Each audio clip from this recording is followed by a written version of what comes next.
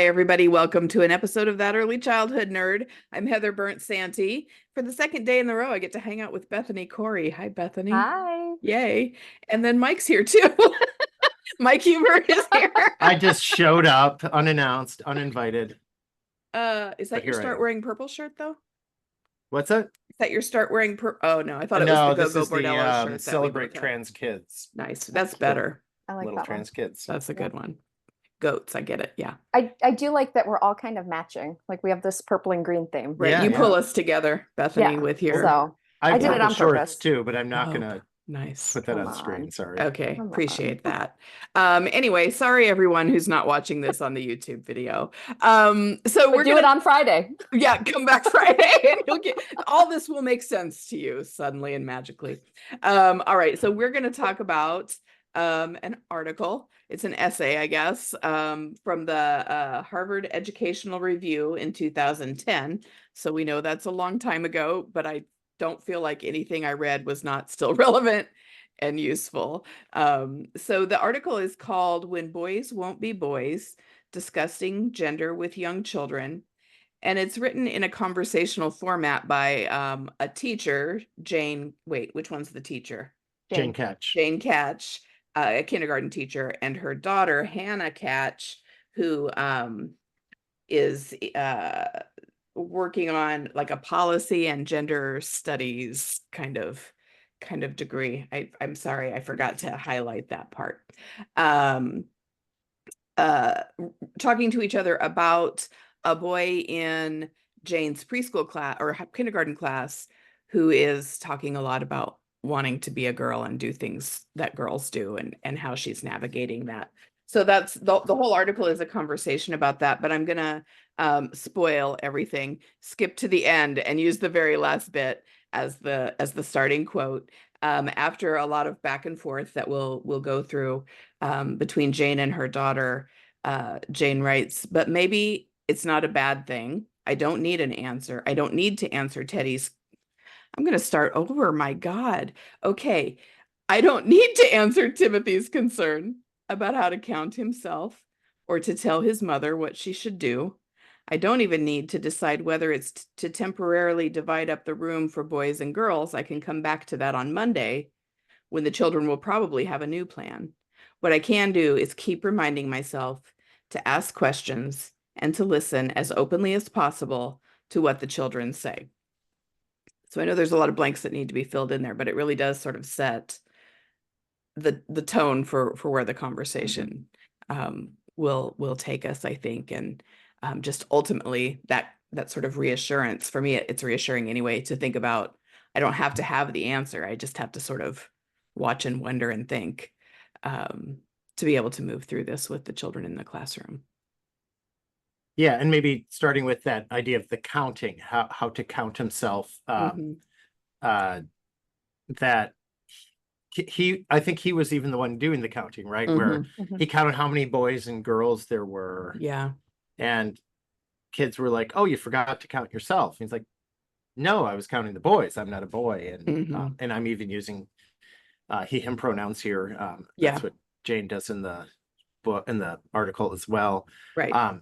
But yeah, so that's kind of how it starts. And he's like, "Well, no, I don't count myself in that." And she wasn't sure how to think about that. And so in the end, she's like, "Oh, I don't have to have the answer." Yeah. And I think he said, I don't know, I'm looking again, because did he say because I don't count myself as a boy? Or does he say I like girl things? I don't count myself because I don't like because I like girl stuff. I like girl stuff. I like girl stuff. Yeah. Yep. Yeah. Yeah. Thanks. Yeah, that's important clarification. I mean, I do think that is part of, I think if he had just said, because I think I'm a girl, a lot of the questions would have changed through the whole discussion. No, for sure. Yeah. Yeah. It's because I like girl stuff. And that's the thing, is the whole article is about gender expression and kids understanding gender expression and how does that fit into how we talk about ourselves. Yeah. Yeah. Bethany's looking for something. I am. I don't know if this is if this is coming up. There was a part where the mom responds. This is later, so Jane had been having conversations in her classroom about gender expression with the Mhm. children and having conversations with her daughter. And so, like, you know, Jane's forming her own opinions on this, because when she goes into this situation where Timothy doesn't count himself, she really has never, I don't think, ever thought about a boy, quote, Uh-huh. not considering himself a boy. Mhm. But I feel like later, like the like Timothy, according to the mom, sort of changes his, as he's thinking about it too. It's not just I like to play princesses. Like he does seem to sort of like get more into wondering like am I a girl? Am I a boy? Mhm. Like what, where am I fitting in this Yeah. situation? Yeah, and as Jane is driving home from work that first day and thinking about calling her daughter, who has a little bit more, expertise in the area of gender identity, she's thinking of it really kind of. She says, there have always been some 5-year-olds who imagine they might someday use magic to change from a boy to a mom or from a girl to a dad. Soon they'll know better, just as they will stop believing in the tooth fairy. But Timothy is different. In pretend play, he dresses up only as a girl, and he always chooses female roles. So she's really positioning this in terms of pretend play, in the early bits of the conversation. Mhm. And then we kind of get to the through Hannah, the daughter, and through the mom, and through watching Timothy, she kind of gets to where she's thinking about, she's still using boy or girl, but thinking about a spectrum of expression, not just making this decision as a 6-year-old that he's really a girl when he's been assigned to be as a boy. They're really talking about and exploring, well, like, what do the children think are girl things to do and boy things to do?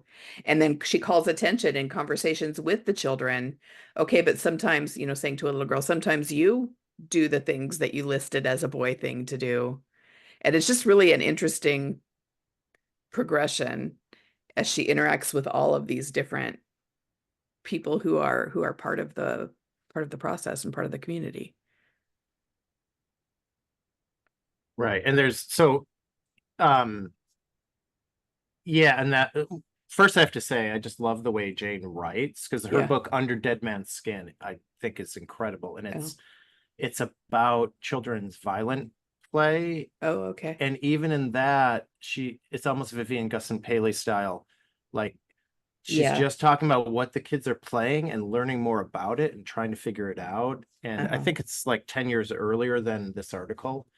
But just the way she doesn't make assumptions, she kind of like, tries to figure out Yeah. what's going on, even though she might not totally know. And, Yeah. and, But it's like she's writing her thought process for all of us yeah, to come into. I It's guess not, that's what it is. Yeah. it's not, I did some research and I have some Right. experience and here's what we all Yeah. should do with that or think Yeah. about it.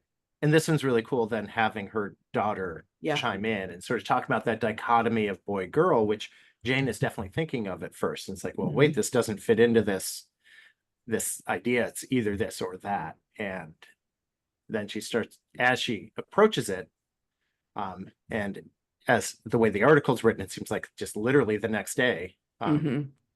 And I don't know her, so maybe she really was able to process it this fast.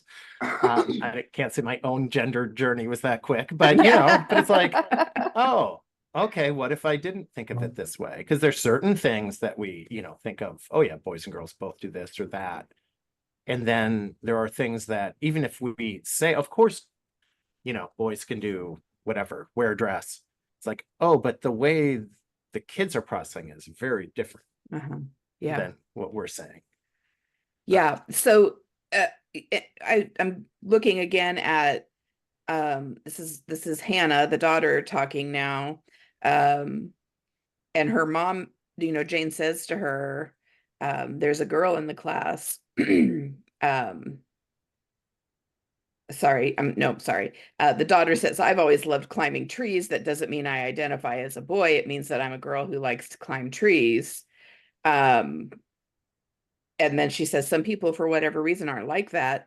no matter what they're doing, they feel like they are a gender that isn't based on their sex. And maybe we should have spent some time on her defining that early in the article, but sex refers to the biology in this that's how they define it in this article. She says it doesn't have to do with what they're doing, but with who they are. And I think that was an important distinction for me to read about too, when we see children, thinking back to the Princess Play podcast that came out a few weeks ago. We still see children pretending they could be exploring roles, but that doesn't mean that we make an assumption right away. We need to do like what Jane is doing and watch and ask and involve Timothy, and process it like that, instead of just saying, "Ooh, this is scary," or "Ooh, what am I going to say to mom?"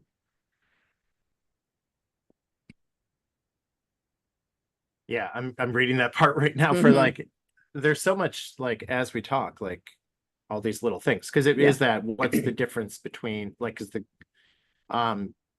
Dana said that she knows she's a girl even when she's sleeping. Yeah. And that's like, oh, that's different than I like to climb trees. Or Yeah. I like to do things, boy things, or however a child describes it. So Yeah. And it's just that idea that these are different things. Yeah. And I think that I just love Jane's like just curiosity approaching with like, oh yeah, Right. this is really interesting, the way most kids are talking about what they do, and this child's talking about who they are. And Yeah. Parents or whatever, Yeah. gonna think one thing or yeah. So I have a question, and if we don't have the answer, I'll Google it later. Because language is always evolving, of course. And as we learn more, the language around this conversation and many conversations sort of changes. And I don't think I'm hearing as much people saying, I identify as a woman. I feel like I hear them saying, I am a woman. Right. And so I wondered if that was an example of dated language that we need to call attention to as we're having this conversation. I think that's a good point. Yeah. Just because I don't want to get corrective emails. Right. I mean, no, I don't want to laugh about that. Please email me if you think I need something, if you've got something that you think I need to learn. But we are we are mostly using the language of the article from 2010. Yeah, I just wanted to make it explicit, I guess. That's a good trying to be thoughtful about that too. While I was reading it, I was curious how Jane and Hannah would write the article now. Oh yeah. If they were reading just the vignettes that Jane's recorded, and like what their thoughts are now. Because, like I said, like it does seem like Jane has just literally never thought about this before. Like it's never. Yeah. Or hasn't encountered it. Right. Yeah. Like it's not been, I had a little boy literally around the same time. It was like 2008. And we were doing like a princess castle, king, queen, from the box curriculum theme, the castle theme. And everybody was picking roles of who to play. And Gregory, who was, I think he was 4 at the time, he was the very end, and he was always more reserved and not one to jump in and pick what he wanted first. So he's at the very end, and he kind of was my like little Eeyore kid, and he goes, I guess I'll be the queen. And so he dressed up in this little light blue 1960s sundress of the woman who owned the program. Yeah. And had the pink Easter hat on with pearls. And he wore that outfit and was the queen, even when we stopped playing Castle. And it was just like, it was never a thought of, well, maybe he's exploring, his gender identity or gender roles or whatever. Yeah. It was just like for him, for that child, it was literally just like a thing he started doing, that was just the thing he played now. Being the queen. Yeah.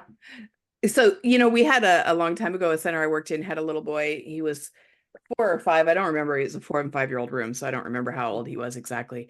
Um, and he was not really very interested in being part of the group or doing the things that everybody else was doing. And um, there was a long wig in dramatic play, and one day he wore that all day, and he like participated in everything whenever he had that wig on. And at the time, I was, this was years ago, and I'm still learning about all of this stuff, but I certainly hadn't really started deeply thinking about any of it.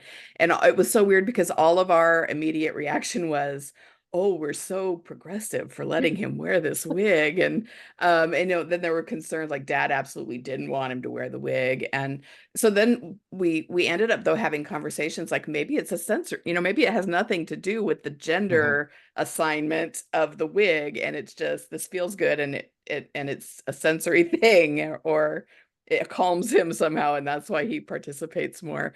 So that was in my mind as I read this whole really thoughtful questioning and thinking process that Jane and everyone else in this article went through. I think that's one thing I've been thinking about lately, and it's kind of, I actually quote this article now in my book, but I talk about this a little bit, that what we see children do, like putting on the wig or, the different roles they play, is this outward expression. And we're seeing little bits of what's going on in their head, but we don't know exactly what's going on. And in some ways it can be kids playing monster, and one child's picturing, this fuzzy blue monster, and one person's, thinking of something straight from a horror movie or whatever. Like there can be this wide variety, and we don't know what's actually going on inside. We just see what's going on outside and how they interact. And in these cases, like, you don't know what's going on in the child's head. Is it because, I'm feeling my gender identity, my internal sense of who I am,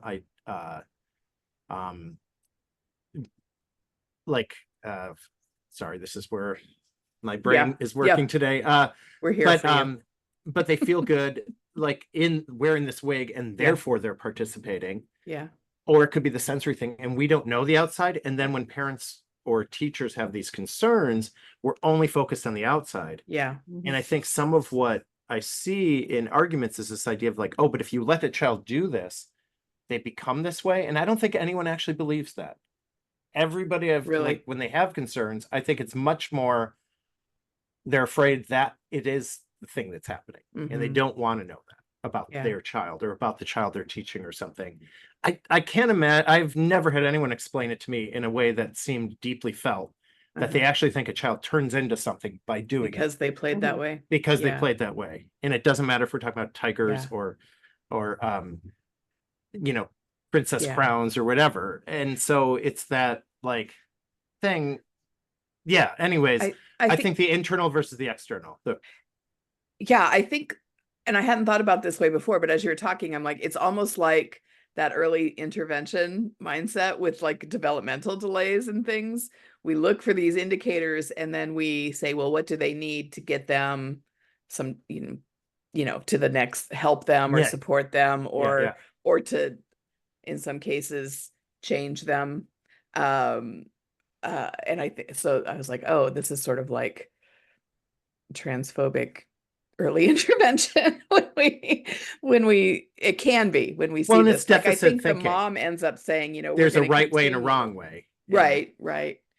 His mom's like, we're going to continue to protect him from a future potentially harmful public by keeping him in this defined boy gender expression.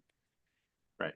Because we're worried about him. Yeah, which I find so interesting, because if, like, people who usually worry about that will also say, well, there's just two genders and there's only one way to do this. And it's like, well, then why would you be worried that a child would turn into something if this is only biological? Like it sort of circular logic. That's a good point. Yeah. But we better pause and see what Bethany thinks. I know. Oh no, I agree. You were frozen in a really like, I know, like a facial expression, like you were waiting to get in. I wasn't. I'm really sorry. I'll try to do my face better. But then you came to life. No, that like your screen was frozen. on my side of things anyway. I also kept thinking as I was reading this, so in the spring semester, because my life is compartmentalized into semesters, um, uh, some colleagues from work and I were doing this book group of Howard Zinn's History of the United States, and it was really great. But when we got to the chapter about essentially, the oppression of women, the guy who's leading the group asked us all to open by talking about how we remembered being sort of socialized into our gender as we were growing up. And there's 2 women and like 5 men. Um, uh, and so the other woman and I were talking about, like church and expectations. And I was talking about the Christian charm class I took that taught me how to be a lady and all this stuff. And every one of the men's story was about sports. Like every one of them was like, well, I always played sports, so I didn't really ever, experiment or think about gender. Like sports is the thing that makes you a boy. And it just as they were talking about this, like it's so nuanced. Like um she says something like, I think Jane says something like, well, sometimes Timothy really, likes to bop the boys on the head, but then he'll go over and wear the princess dress or something. Like those were the confusing extremes of his gender expression that she was working through. So it just I don't know that I have a point with this other than it took me on a journey of thinking about what I hear in other contexts about what's a boy thing and what's girl stuff. Right. And I do think that like those men who were like, oh, I never thought about it, just played sports. Yeah. And I think it's like the kids who the children assigned male at birth who don't play sports, who want to do theater, who want to dress up, who want to those are the kids that, oh, they noticed. Yeah. Because they're constantly told that's not how you be a boy. That's not how you be a boy. And there's, I think, a lot more policing now on boys and not girls. I do think that when I talk to people like older than me, they will talk about wearing pants was a huge deal. Getting kicked out of or expelled from what's the right word? Not expelled, but like at college. Like being kicked out of like you weren't allowed to come back to class when you're wearing a dress, right? That like it's hard to imagine now, right? But on the other hand, I think you could still picture someone, coming in a dress that appears male and being told that it's, not right. Oh, for sure. Appropriate, you right? And the one thing is switched, but not the other. And thinking back to Free to Be You and Me, I mean, there were certainly songs about it, but girls sometimes, assigned girls are praised for doing things like, like that are considered to be boy stuff, or we think it's really great, or it's proof of they're not like other girls. So it's like the adult world, stupid, messy misogyny, and then our view of kids is based on how we view the adult. Well, and throughout the process that's described in this essay, Jane spends a lot of time asking the children, right? You talked about outside versus inside. The only way we can ever discover inside is watching and wondering and asking, and she does such a good job with that. And a lot of what the children are describing, the children themselves are saying it's because the grown-ups say that. Yeah. It's not the children thinking this is what it's like to be a girl on their own necessarily. It's like, well, that's what other people, adult people have said is the baby's my sister because my mom said it was my sister. Right. Yeah. But she doesn't look like my sister. She looks like a brother, she has real short hair, but mom says she's my sister. Right. Yeah. And then it's funny, right? Because that social schema or identity schema is that's how it's different than like this play schema. Like play schema is like you're interacting with an object and watching what it does. And so much of any social schema is, what do the adults tell me? Right. What feedback am I getting? Yeah. And so depending on the family the child is in, or the community they're in, they'll get very different feedback on, yep, nope, that is a boy thing. Oh, no, that's a girl thing. Or yeah, that is your sister. It's really interesting how like ingrained this is. Like I try not to use the conversation always comes up with the children in my care about who has a penis, who has a vulva. And so I tried just to say, you know, like, well, or like, why do they have one? That's a question my son asks a lot. Like, why do I have a vulva and he has a penis? And I'm just like, well, that's just how our bodies came out, you know, or, you know, another kid is having a diaper change. Why do they have one? Well, that's just, you know, like, that sometimes boys have penises, and that's but it's so funny. Oh, go ahead. Oh, I was gonna say he'll still be very adamant at 3 that like boys have penises, and I'm like, well, I mean, maybe not. That's you know, like most we don't know that. Like, you don't really. He's constructing knowledge based on the boys that he's met so far. Yeah, the boys you know do, but yeah. It's just funny that that's the kind of thing that would be described by some as harmful indoctrination, when you're literally just being very matter of fact about the science of bodies. Yeah.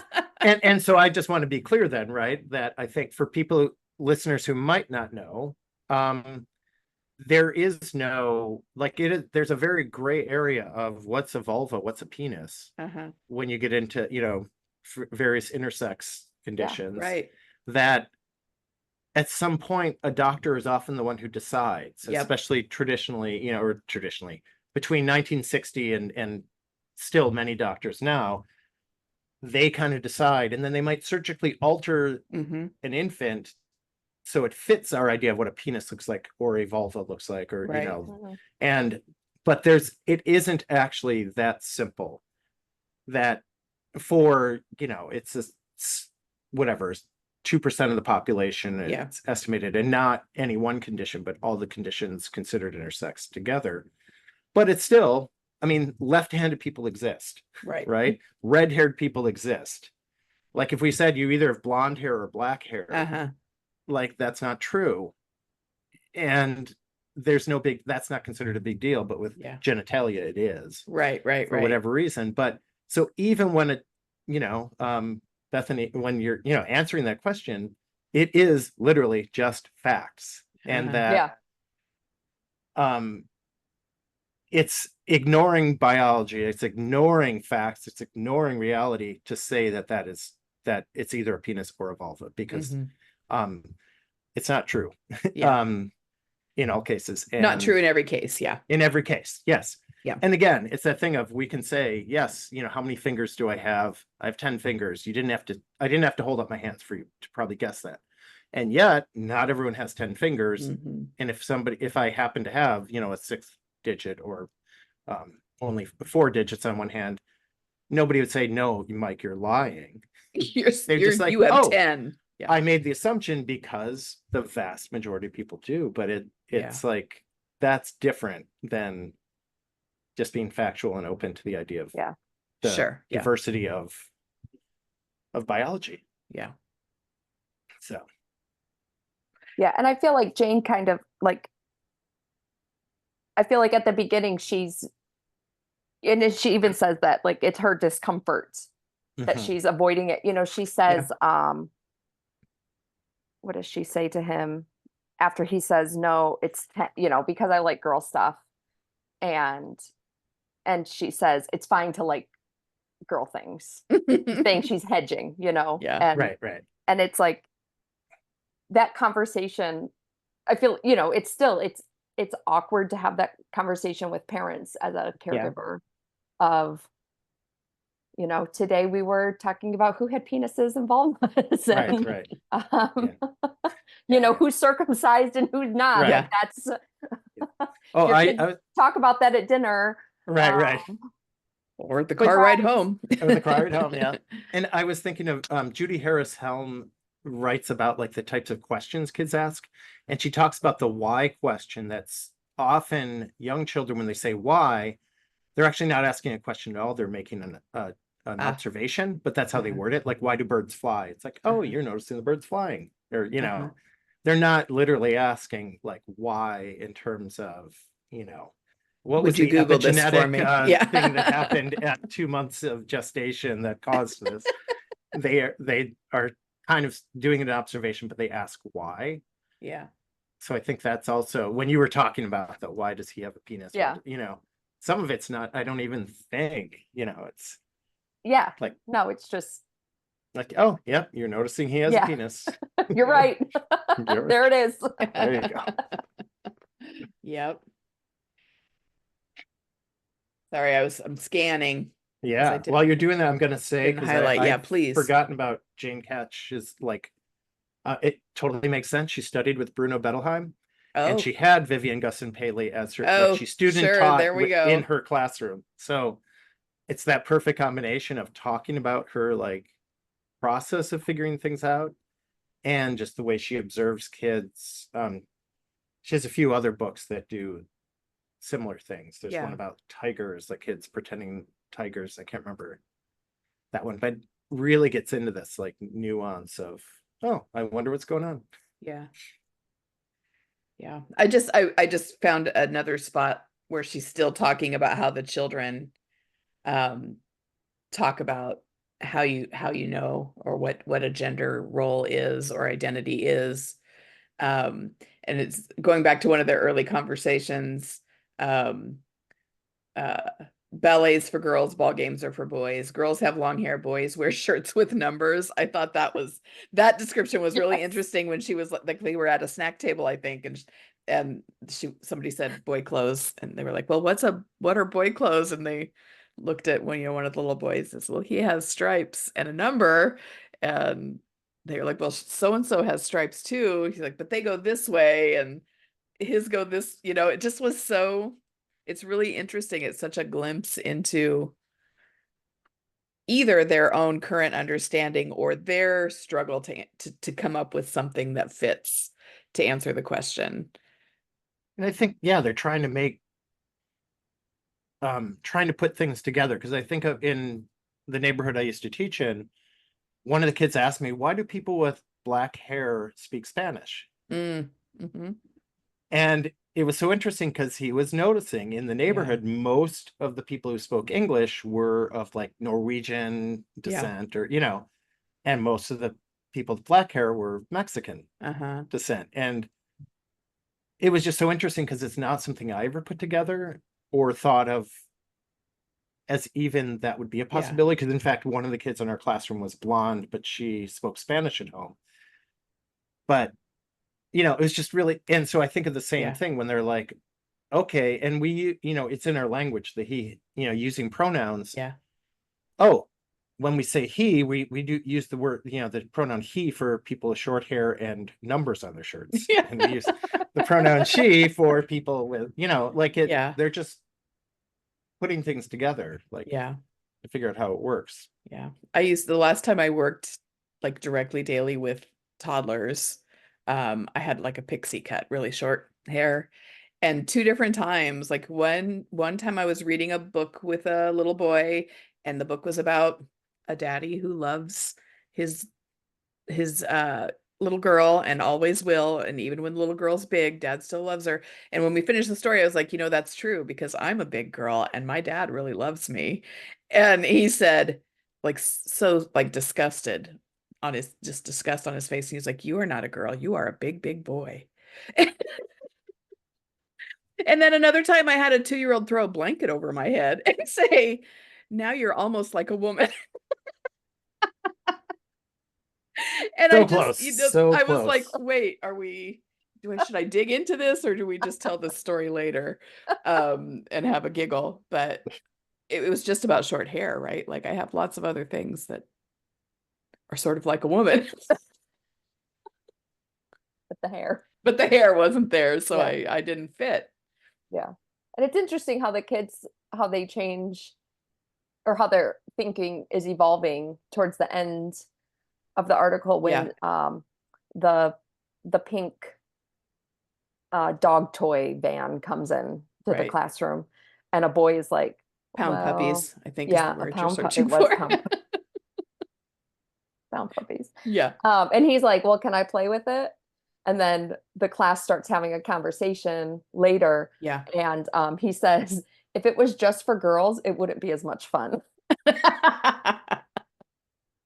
And that you know, that whole conversation of like how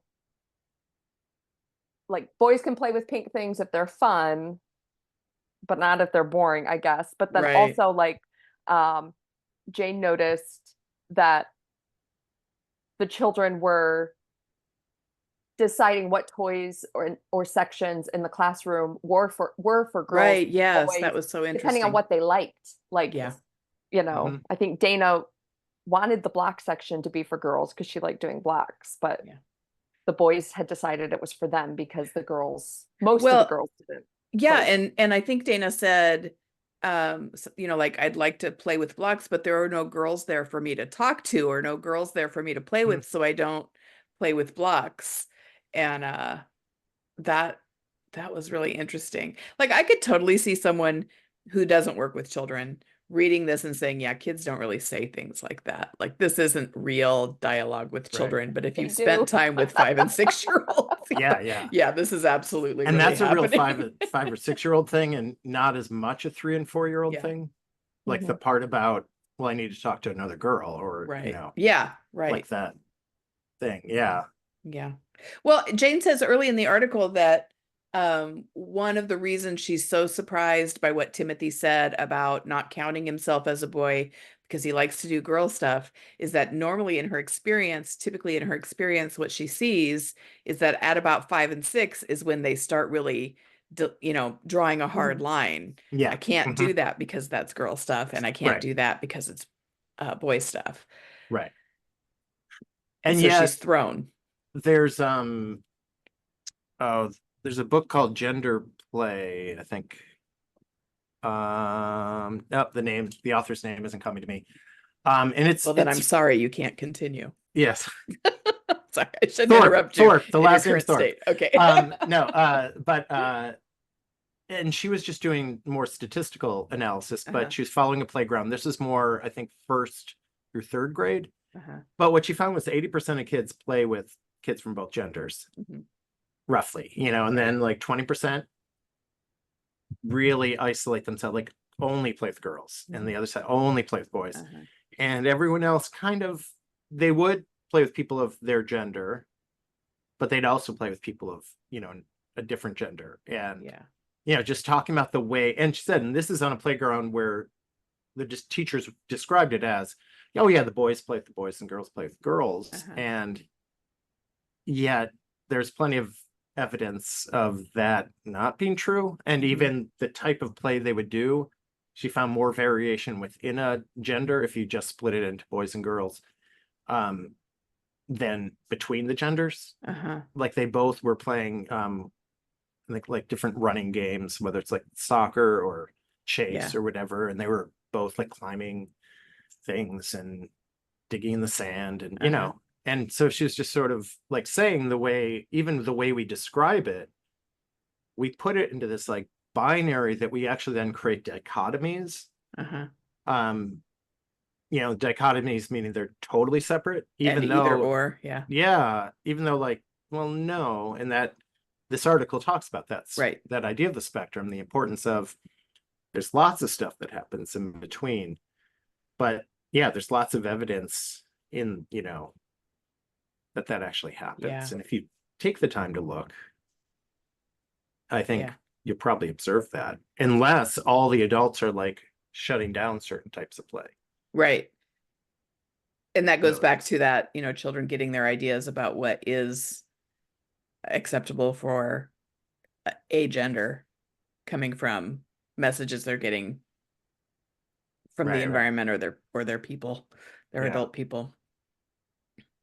And it's hard not to get that message because if you go, if the unassuming parent goes into Target, Right. Yes. they're buying a present for a birthday for a girl, then they go to the pink section. And if they're Yeah. buying a present for a boy, they go to the black and blue section. Yeah. And Yeah. I used to work at a yarn store um uh several years ago, and people would often come in wanting to make like a baby blanket for, someone who was expecting.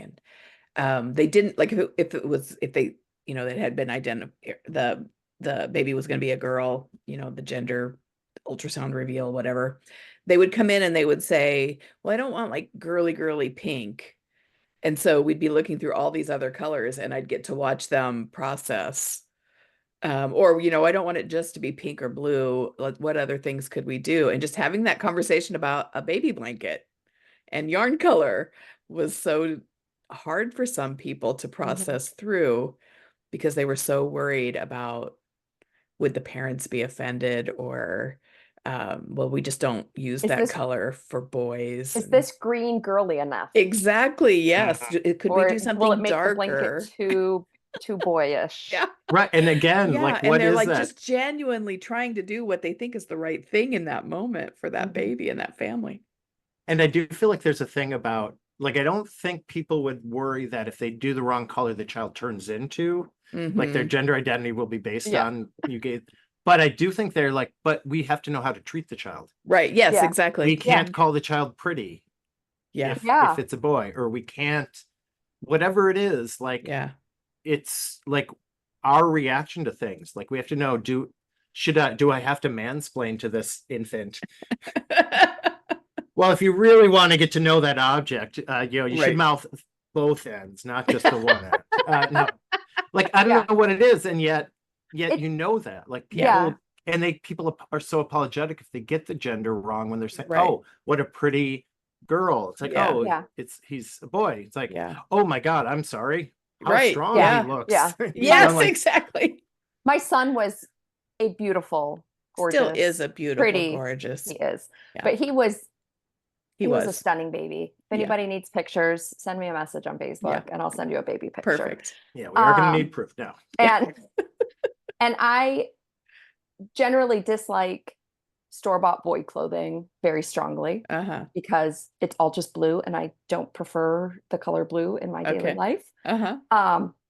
Or red. Those are two colors that I just avoid personally. So it was very hard for me as a new mom to shop for boy clothes.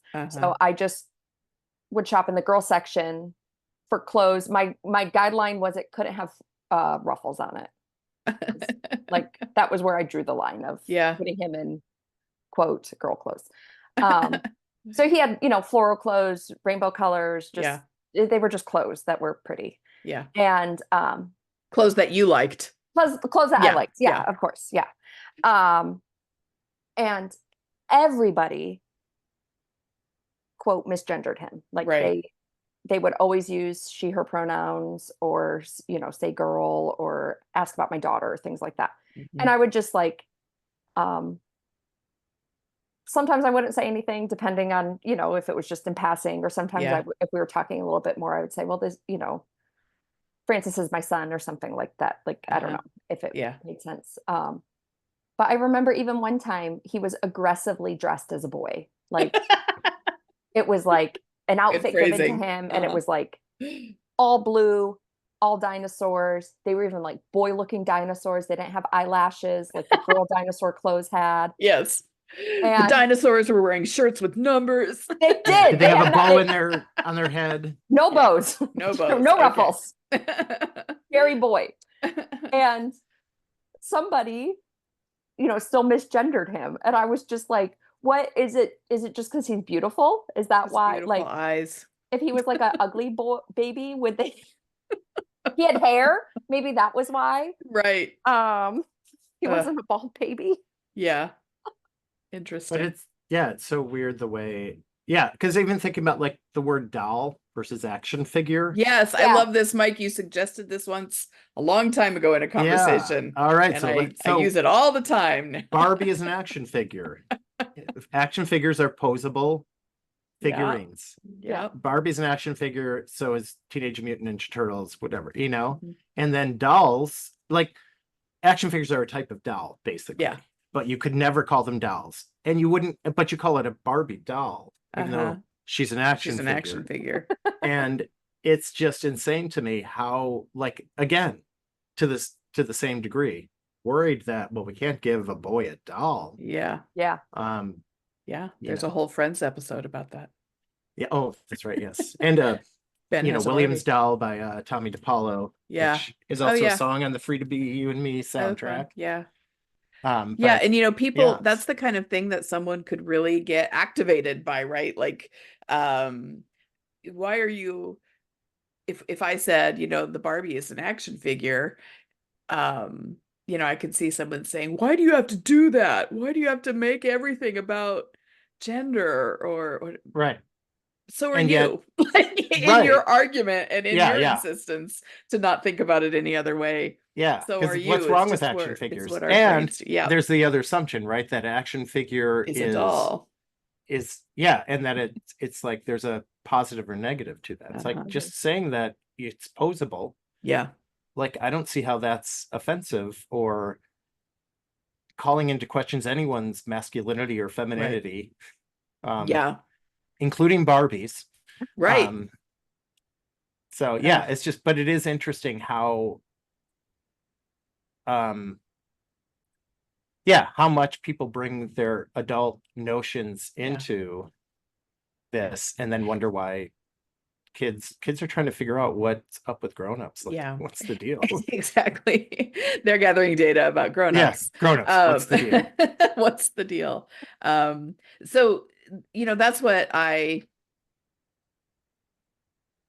think that this essay can be a good model for people navigating those kinds of conversations, because they really do just lay out thought processes and things to wonder about, and seeking out other people who have different perspectives, including the children and their perspectives and their information about their world. That, because I think one thing that people worry about when they're working with children is, what if I say the wrong thing? Or what if I myself am so uncomfortable, or I don't even really know what I think about this. No one really is deciding definitively She doesn't anything tell in this. any of the kids what to think about. It's more about, oh, what makes you think that's a boy toy or a girl toy or whatever. Yeah. All right, time for last thoughts. Yeah, I like how it just ends. I've not even answered my own question. Yeah. Like I'm still right. Yeah. And I I'm think, still wondering. I know, that's what I love about the article. And I bet she would still say that. Yeah.